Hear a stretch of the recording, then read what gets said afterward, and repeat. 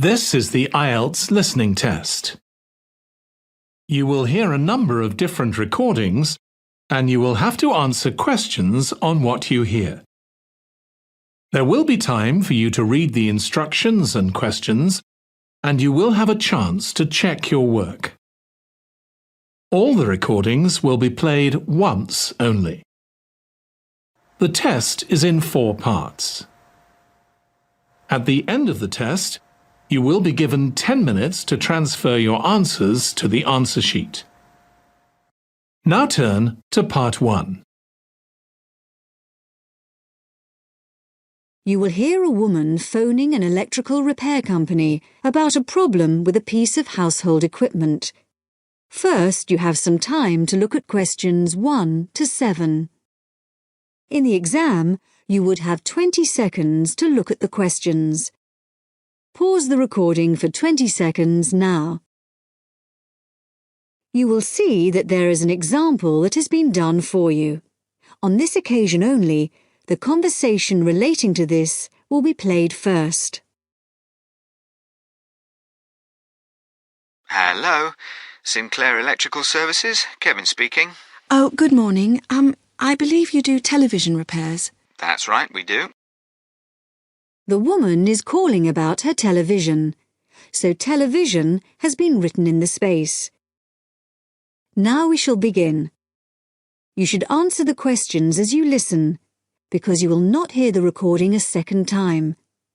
Listen carefully and answer questions 1 to 7. Hello, Sinclair Electrical Services, Kevin speaking. Oh, good morning. I believe you do television repairs. That's right, we do. Well, my television's not working, but I don't have a car. Can you come round to see it? That shouldn't be a problem. Good. Can I just take a few details then? Certainly. So, if I could start with your name? Yes, it's Mrs. Douglas. Douglas? It's double S at the end, actually. OK, and the address? 135 Park Hill Avenue. In Somerton? That's right. And would you like my phone number? Yes, please. It's 765-482. 428? No, 82. OK, right. So, what's the problem with the television? Low volume. Even when you turn it up to maximum, it doesn't seem to make much difference. I mean, it's quite an old TV, but it's always worked perfectly well up to now. And the picture's okay. I did wonder. We had a power cut a couple of days ago, and it's not been right since then. I don't know if that could have affected it. It certainly might have something to do with it. Anyway, I'll come over and have a look. Can you tell me the make and model number by any chance? The number will be on the back of the TV. Yes, it's Schneider. That's SCHNEIDER. And the model number's, let me see. Yes, it's SVV5002. Right. Is that a fairly recent model? Not really. I got it 7 years ago. I remember the date because it was the year after I moved into this house, and that was 8 years ago. I hope you can fix it. I really don't want to buy another one. Before you hear the rest of the talk, you have some time to look at questions 8 to 10. In the exam, you would have 15 seconds to look at the questions. Pause the recording for 15 seconds now. Now listen and answer questions 8 to 10. Well, I'll see what I can do when I come round to the house to look at it. I think I know your road. Is it the one that's off the high street? That's right. The house is on the left if you're coming from the high street, just before the road bends to the right. I'm afraid it's getting harder and harder to park on the road, but if you drive on round the bend, you can usually find somewhere. That's all right. Now, let's see. When would it be convenient for me to come round? Well, as soon as possible, really. Well, what's today? Friday. I'm booked up today, and then we've got the weekend, so I'm afraid it looks like Monday morning's the earliest. You can't come tomorrow? Well, Saturday morning I'm in the showroom, and I don't work Saturday afternoon and Sunday. OK. I'll make sure I'm in. Oh, and one last thing. I wonder if you'd mind telling me how you heard about us. We've just opened a new web page, and we're interested to see how effective it is. No, I actually heard about you from the woman next door. She couldn't remember your number, but I looked it up in the phone book. Oh, right. It's always the best advertising, word of mouth. Right, OK. Thank you, Mrs. Douglas. Thank you. Goodbye. That is the end of part 1.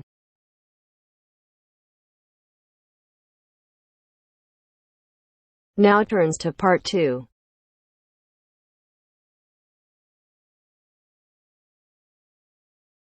You will hear a speech given by a man called George Dyson about Northfield Sports Complex. First, you have some time to look at questions 11 to 16.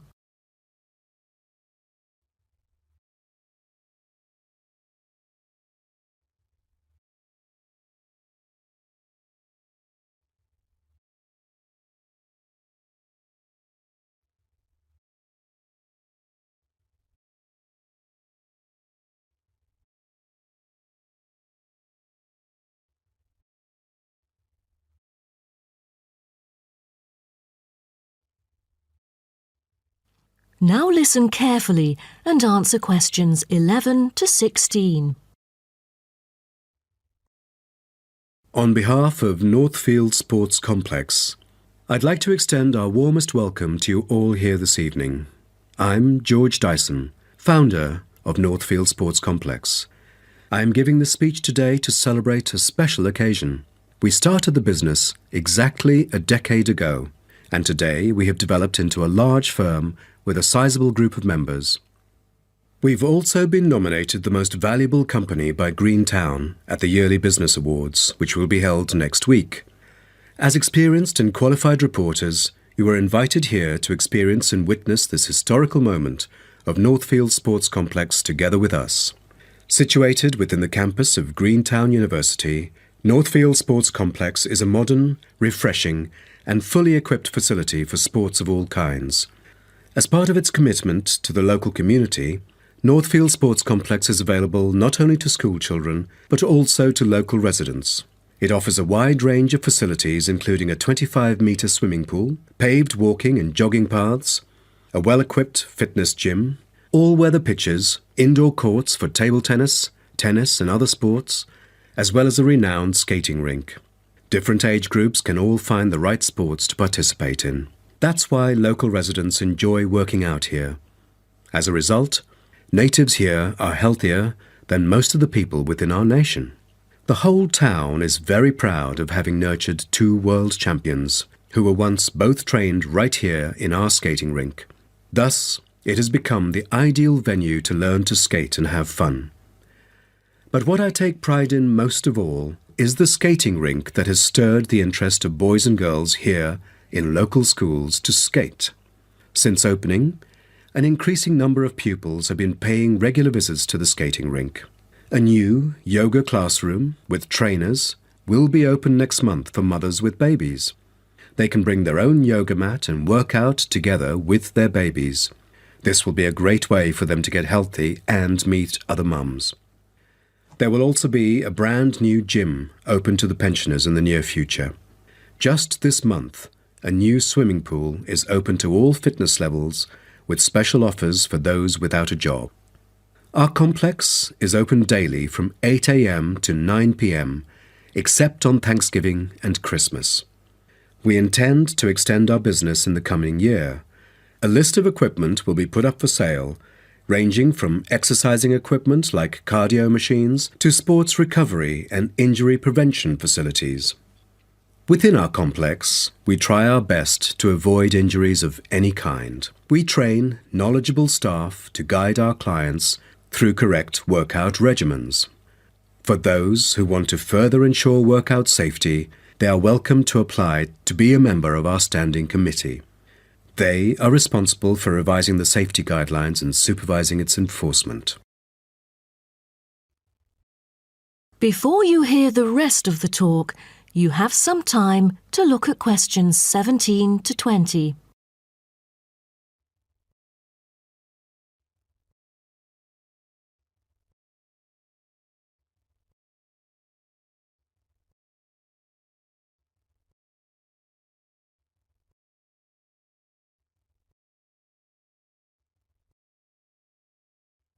Now listen and answer questions 17 to 20. Now, I would like to introduce some of our most popular sports facilities here at Northfield Sports Complex. Our 25-metre swimming pool is the centrepiece of the complex, combining modern, bright and airy surroundings with fully up-to-date changing facilities. The pool is excellent for learning how to swim, improving techniques and, of course, competing in school competitions. It is also bookable for private functions, including pool parties where lifeguards are available. Next, we have the only climbing wall throughout the whole town. Many would see rock climbing as a type of extreme sport, exposing great risk to those who participate. But actually, under proper guidance and with close supervision by the coach here, it is a perfect sport for the youth to increase their flexibility and strengthen their muscles. I have to mention our skating rink once again. As our most popular facility, it has been prominently featured in a TV commercial we've released recently. There is no other skating rink larger than ours within the whole nation. Also, our state-of-the-art gym is an inspiring place to train and keep fit in relaxed and friendly surroundings. The Techno gym equipment enables our clients to measure their performance. If you book a one-on-one trainer, he or she might suggest a future training plan and help you train more systematically. That is the end of part 2. You now have half a minute to check your answers.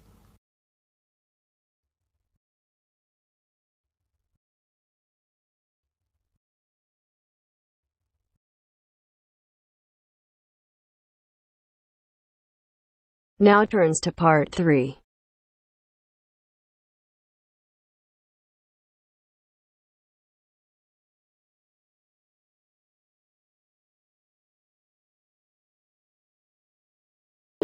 You'll hear two students discussing their project.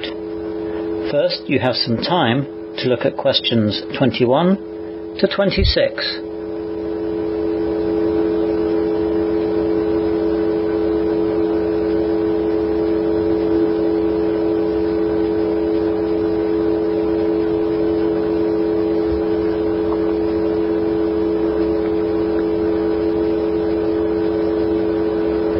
Now listen carefully and answer questions 21 to 26.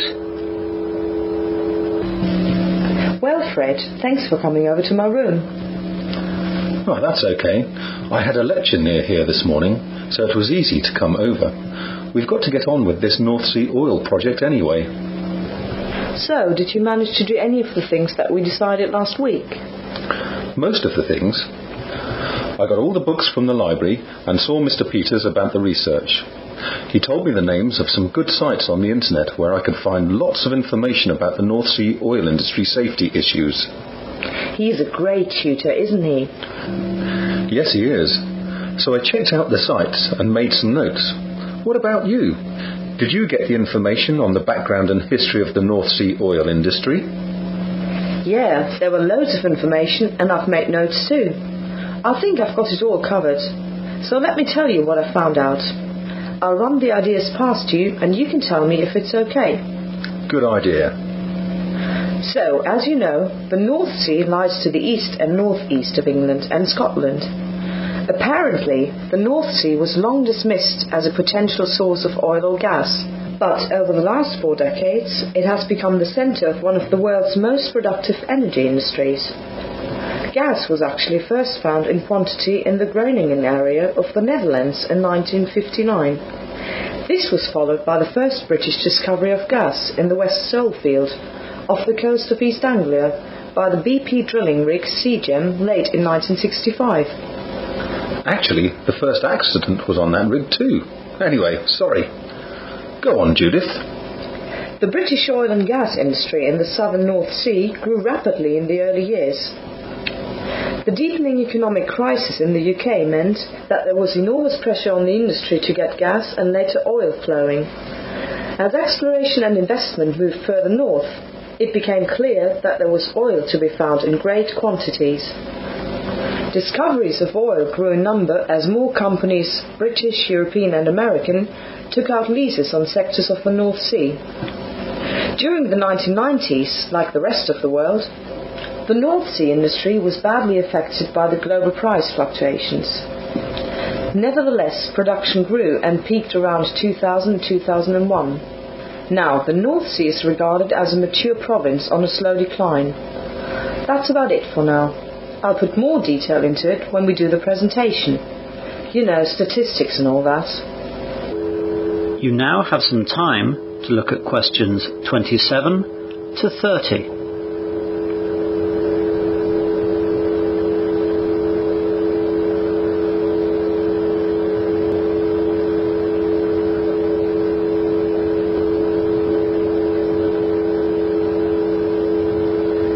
Now listen to the rest of the discussion and answer questions 27 to 30.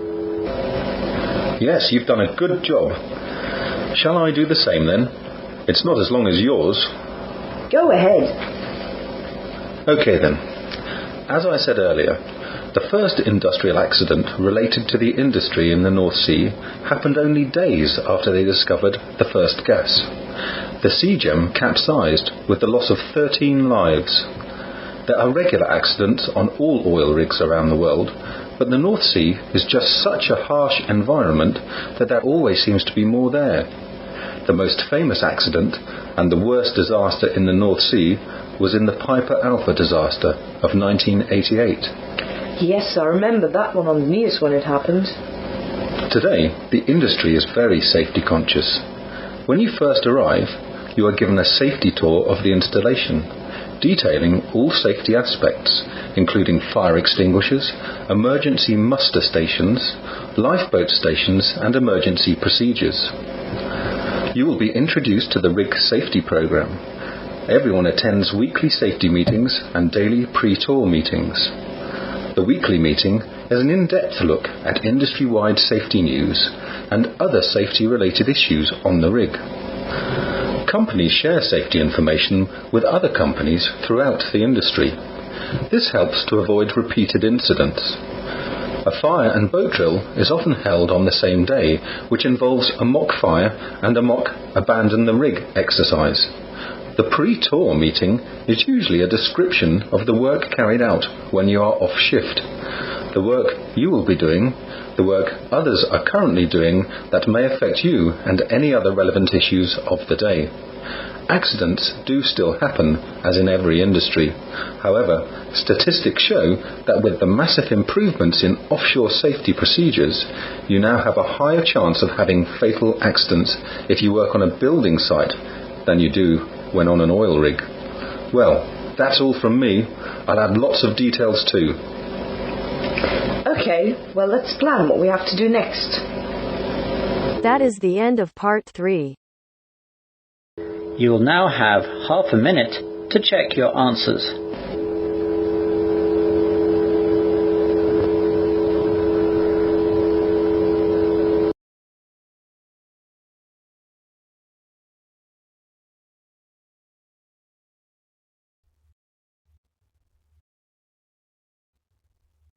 Now turns to part 4. You will hear part of a lecture about urban migration. First, you have some time to look at questions 31 to 40.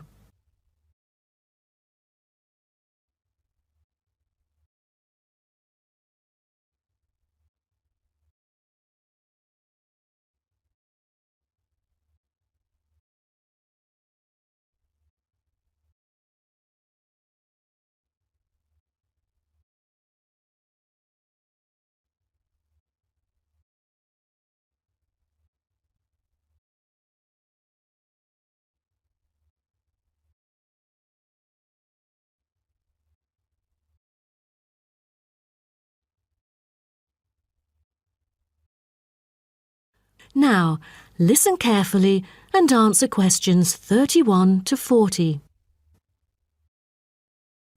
Good afternoon, and welcome to my talk on urban migration today. The world has experienced unprecedented urban growth in the recent decades. As much as 3% of Earth's landmass has been urbanized, an increase of at least 50% over previous estimates. Today, people living in cities already outnumber those in rural areas, and the trend does not appear to be reversing. In addition, cities have larger amounts of carbon consumption than rural areas. This is a result from two major aspects. First, with the increase of urban population around the world, the massive construction of urban infrastructure and residential housing is hard to avoid. Second, urban households have a higher rate of car ownership and use more gasoline products. Even though rural exodus is often negatively judged, there are also benefits of migration shared by the local environment and the society as a whole. Well, firstly, global trends of increasing urban migration and population urbanization can provide opportunities for nature conservations, particularly in regions where deforestation is driven by agriculture. As rural dwellers leave their homes, local forests are left to recover. What's more, it is easier for city dwellers to get around. Living in the country means transport can be very difficult. For instance, after midnight, there are no buses or taxis in the countryside. However, there is still a number of public transport modes to choose from in the city. Finally, with more funds and advanced technology, cities endeavor to produce clean energy. New power plants have been built to take harmful methane gas created by the decomposition of rubbish and convert it into electricity. By doing so, an important greenhouse gas is turned into useful energy rather than being directly emitted into the atmosphere. The hustle and bustle of city life offers women the opportunity to explore different professions and pursue their own careers. Women in cities work as engineers, managers, and even football players. This change of roles has affected their marital status and family life. More women are choosing their careers over marriage, which raises the graph of late marriages. As a result, more are remaining single well into their late 30s. They want to be independent and earn money on their own. It is also easier for them to get a promotion while working in the city. Women are slowly achieving wider participation at work, while in rural areas, the mindset is still very conservative.